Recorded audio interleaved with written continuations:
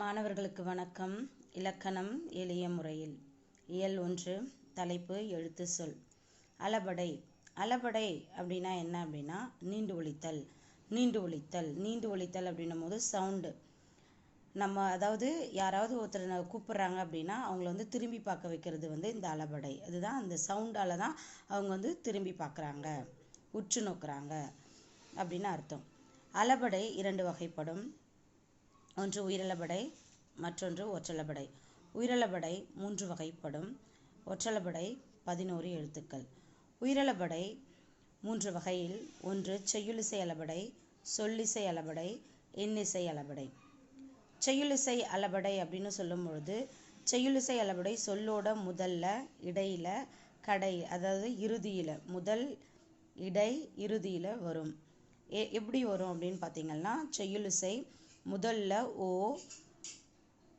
இடையில ஊ, கடை இறுதியில் ஆ என்ற எழுத்துக்கள் வந்தால், ஓ என்று வந்தால் செய்யுளிசை, அதாவது முதல்ல வரும், ஊ இடையில வரும், ஆ இறுதியில் வரும். இந்த 3 எழுத்துக்கள் பார்த்தாலே அது செய்யுளிசை அளபடை தான் அப்படின்னு டிக் போட்டுடணும். அடுத்தது சொல்லிசை அளபடை. சொல்லிசை இசை அப்படின்னு சொல்லும் போதே ஈ சவுண்டில் தான் வருது, ஈ ஓசையில். அப்போது சொல்லிசை அப்படின்னும் போது ஈன்னு இடம்பெறும், ஈ சவுண்டும் இருக்கும். அதுதான் சொல்லிசை அளபடை. ஒரு எடுத்துக்காட்டு, நசை நசை. அடுத்தது இன்னிசை. இன்னிசைனா என்ன அப்படின்னு பார்த்தீங்கன்னா இன்னிசை அது ஒரு மியூசிக். இன்னிசை இம்மு சவுண்டு வரும்.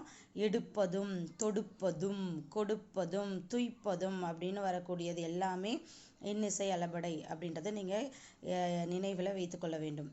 அடுத்தது ஒற்றளபடை. ஒற்றளபடை 11 மெய்யெழுத்துக்களால் ஒலிக்கக்கூடியது.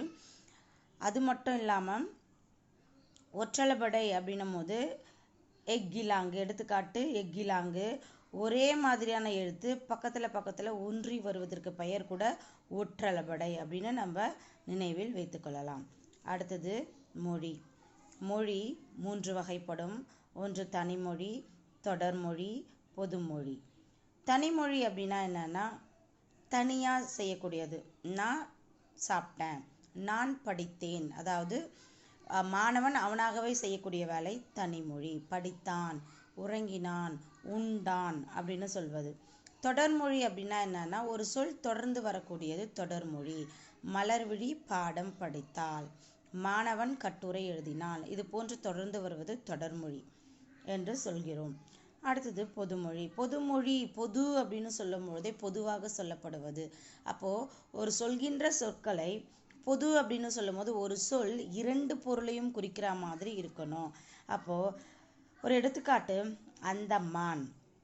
அந்த மான், அந்த மான் அப்படின்னும் போது ஒரு விலங்கையும் குறிக்கிறது, அந்த மான் என்பது தீவையும் குறிக்கிறது. இது 2க்கும் பொதுவாக வரக்கூடியது தான் நம்ம பொது மொழி என்று சொல்கிறோம். அடுத்தது தொழிற்பெயர்.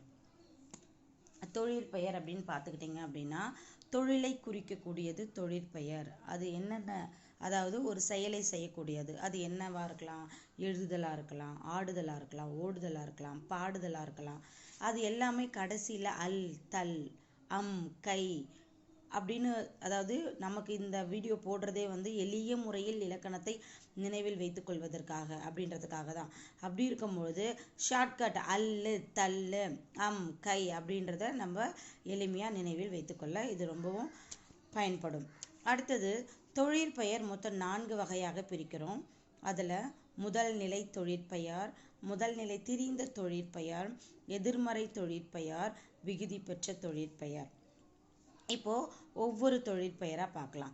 முதல் நிலை தொழிற்பெயர் அப்படின்னு சொன்னால் அது என்ன அப்படின்னா, எடுத்துக்காட்டு உண்ணல். எடுத்துக்காட்டு என்ன கொடுத்துருக்கான், உண்ணல். அப்போது முதல் நிலை என்று சொல்லும்பொழுது இந்த முதல்ல இருக்கக்கூடிய உ, இன், முதல்ல இருக்கக்கூடிய உ, இன், உன், இதுதான் முதல் நிலை தொழிற்பெயர். அடுத்தது முதல் நிலை திரிந்த தொழிற்பெயர் என்று சொல்லும் பொழுது இந்த முதல் நிலையானது திரிந்து ஊன் என்று சொல்லப்படுவது. என்ன என்று சொல்லப்படுவது, ஊன் என்று சொல்லப்படுவது.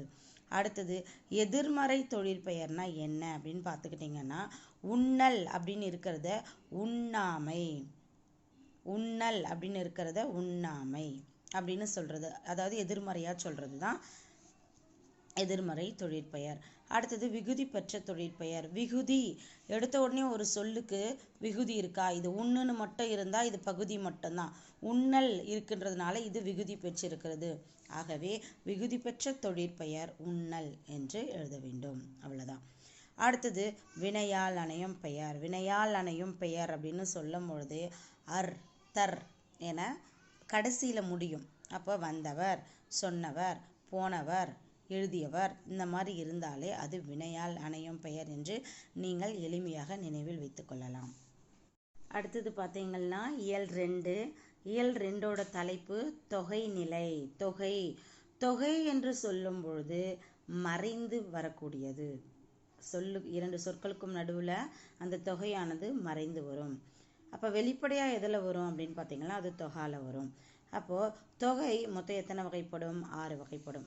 ஒன்று வேற்றுமை தொகை, வினைத்தொகை, பண்புத்தொகை, ஓமைத்தொகை, உம்மைத்தொகை, அன்மொழி தொகை. இப்போது ஒவ்வொரு தொகைகளாக பார்க்கலாம். வேற்றுமை தொகை அப்படின்னு சொல்லும் பொழுது மொத்தம் 8 வகை இருக்குது வேற்றுமை. ஐ, ஆல், கு, இன், அது, கண். இந்த முதல் உறுப்புக்கும் 8வது உறுப்புக்கும் என்ன கிடையாது? உறுப்பு கிடையாது. அப்போ மீதி இருக்கிறது 6க்கு மட்டும்தான் உறுப்பு. வேற்றுமை தொகையில் எப்படி தொகை மறைந்து வருகிறது? ஒரு எடுத்துக்காட்டு இந்த 2ஆம் வேற்றுமை உறுப்பை பயன்படுத்தி பார்க்கலாமா? வீடு கட்டினேன், இல்லை வீடு கட்டினான். அப்போ அந்த இடத்துல வீட்டை கட்டினேன் இல்லையா? வீட்டை கட்டினேன். அப்போ அந்த ஐயான 2ஆம் வேற்றுமை உறுப்பு அந்த இடத்துல மறைந்து வந்திருக்கிறது. சரிங்களா? அடுத்தது வினைத்தொகை. வினைத்தொகை அப்படின்னா என்ன? 3 காலங்களை காட்டுவது தான் வினைத்தொகை. மிக எளிமையானது. கொடுக்கப்பட்டிருக்கிற ஆப்ஷனை பார்த்த உடனே வினைத்தொகை அப்படின்னு இருந்தால் 3 காலங்கள் தான். அப்போ கொடுக்கப்பட்ட ஆப்ஷனை கேள்வியை படித்து பார்த்துட்டு 3 காலங்களை காட்டுதா அப்படின்றத நீங்கள் ஒரு முறை பார்த்துக்கணும். அப்போது 3 காலங்கள் அப்படின்னு சொல்லும் பொழுது இறந்த காலம், எதிர்காலம், நிகழ்காலம். சரியா? எடுத்துக்காட்டு வளர்த்தமிழ், வளரும் தமிழ், வளர்கின்ற தமிழ். இதுதான் வினைத்தொகை. அப்போ வினைத்தொகை அப்படின்னு சொல்லும் பொழுதே உங்கள் மனசுக்கு 3 காலங்களை காட்டுதா அப்படின்றத தான் பார்க்கணும். அடுத்தது பண்புத்தொகை. பண்புத்தொகை அப்படின்னு சொல்லும்பொழுது பண்பு அப்படின்னாலே அது நிறம், சுவை, அளவு, வடிவத்தை கொண்டது அப்படின்னு சொல்லலாம். அதுக்கப்புறம் மெய், அதாவது கொடுக்கப்பட்டிருக்க சொற்களில் இறுதியில் மெய் விகுதி கெடும். அந்த விகுதி இறுதியில் கடைசியாக இருக்கிறதுக்கு பெயர் தான் நம்ம என்னன்னு சொல்கிறோம்? விகுதின்னு சொல்கிறோம். அப்போ அது கண்டிப்பாக செந்தமிழ் அப்படின்னு சொல்லும் போது செம்மை கூட்டல் தமிழ் ஆக பிரிக்கப்படுகிறது. ஆகவே மெய் விகுதி கெட்டு வரும். அப்போ நிறம் அப்படின்னு சொல்லும்பொழுது கருங்குயில். ஒரு எடுத்துக்காட்டு கருங்குயில், கருமையான குயில் இல்லையா? சுவை என்று சொல்லும்போது இன்பத்தமிழ், இன்பமான தமிழ் சொல்லலாமா? அடுத்தது வடிவம் அப்படின்னு சொல்லும்போது வட்டக்கல், வட்டமான கல். சரிங்களா? இதுதான் பண்புத்தொகை. அடுத்தது ஓமை தொகை. ஓமை அப்படின்னு சொல்லும் பொழுதே கண்டிப்பாக மறைந்து வந்திருக்கிறது அப்படின்னு சொல்கிறோம். ஒரு எடுத்துக்காட்டு அகழ்வாரை தாங்கும் நிலம் போல. அகழ்வாரை தாங்கும் நிலம் போல அப்படின்னு சொல்லும் பொழுதே திருக்குறளில் போல அப்படின்னு வந்திருக்கு. அப்போ அது வெளிப்படையாக வந்திருக்கு. அப்போ மறைந்து வந்திருக்கும் அப்படின்னா தொட்டனை தூரும் மணற்கேணி மாந்தர்க்கு கர்ஷனை தூரும் அறிவு, நிலத்தை தோண்ட தோண்ட நீர் சுரக்கும், அது போல அப்படின்னு சொல்கிறோம் பார்த்தீங்களா? இது ஒரு எடுத்துக்காட்டுக்காக சொல்கிறேன். அப்போ ஓமை தொகை அப்படின்னு சொல்லும்பொழுது போன்ற, போல, ஒப்ப, புறைய, அன்ன இது போன்ற நிறைய எழுத்துக்கள் இருக்கின்றது. ஆனால் நமக்கு தேவையானது போன்ற, போல மட்டும் இப்போ நம் பாடத்துக்கு தேவை. அப்போ ஓமை தொகை அப்படின்னு சொல்லும்பொழுது மதி போன்ற முகம், மதினா நிலவு, நிலவு போன்ற முகமுடையவள், தாமரை போன்ற பாதமுடையவள் சொல்லலாம் இல்லைங்களா? கயல் போன்ற விழி உடையவள். இதுதான் ஓமை தொகை. ஒன்றை ஓமைப்படுத்தி சொல்வது தான் ஓமை தொகை. அடுத்தது உம்மை தொகை. உம்மை தொகை அப்படின்னு சொல்லும் பொழுது இம்மு மறைந்து வந்திருக்கும். ஏன்னா தொகை எல்லாமே இப்போ நம்ம மறைந்து வந்துட்டு இருக்கிறது தான் பார்த்துட்டு இருக்கோம். அப்போ இம்முன்னு சொல்லும் பொழுது இம்மு மறைந்து வந்திருக்கு. எங்க மறைந்து வந்திருக்கு? அன்பும் பண்பும், நன்மையும் தீமையும், இளநீரும் செந்நீரும், அதாவது இளநீரும் தேநீரும், அடுத்தது இரவும் பகலும், இது போன்று நிறைய சொல்லிட்டே போகலாம். அப்போது வெளிப்படையாக வந்தால் அதுக்கு பெயர் என்ன அப்படின்னா எண்ணுமை. என்னது? எண்ணுமை. அன்பும் பண்பும், நன்மையும் தீமையும், இம்மும் மறைந்து வந்திருந்தால் உண்மை தொகை, வெளிப்படையாக வந்திருந்தால் அதற்கு பெயர் எண்ணுமை. அடுத்தது அன்மொழி தொகை. இவ்வளோ நேரம் பார்த்தோம் இல்லைங்களா? வேற்றுமை, வினை, பண்பு, ஊமை, உண்மை, இதெல்லாம் எதுவுமே இல்லாமல் வெறும் அடையாளத்தை மட்டும் வைத்து சொல்லப்படுவது தான் இந்த அன்மொழி தொகை என்று நீங்கள் மிக எளிமையாக நினைவில் வைத்து கொள்ள வேண்டும்.